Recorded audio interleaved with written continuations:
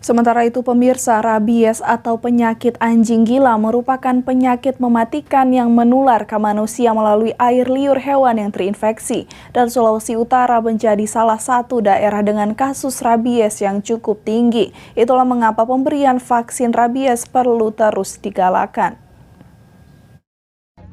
Rabies masih menjadi masalah kesehatan masyarakat di Indonesia, termasuk di wilayah Sulawesi Utara. Menurut data dari Dinas Kesehatan Provinsi Sulawesi Utara, ada 4.479 kasus gigitan hewan menular rabies dengan 11 kasus kematian manusia pada tahun 2021. Dan per bulan Juni 2022 sudah ada 2.089 kasus gigitan dengan 6 kasus kematian pada manusia. Diketahui cara terbaik untuk mencegah rabies adalah dengan pemberian vaksin rabies secara rutin pada hewan peliharaan.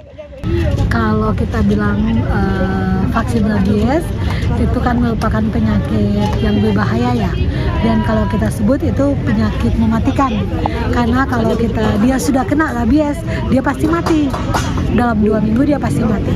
Nah, untuk mencegah supaya dia tidak terkena rabies itu dia harus divaksin.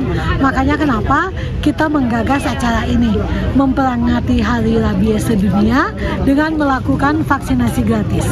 Acara yang digagas oleh Persatuan Dokter Hewan Indonesia Sulut, Balai Karantina Pertanian, dan pemerintah Kota Manado dalam rangka World Rabies Day disambut baik oleh masyarakat. Bagus sih, soalnya baru kali ini ke vaksin gratis. Harapannya semoga tahun depan boleh ada lagi, biar nanti kucing-kucing yang belum vaksin bisa divaksin.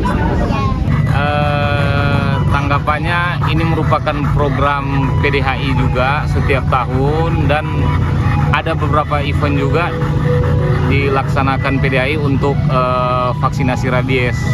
Jadi kalau yang teman-teman pencinta anjing lain belum sempat hari ini, mungkin bisa di hari yang akan datang yang akan diselenggarakan oleh PDHI.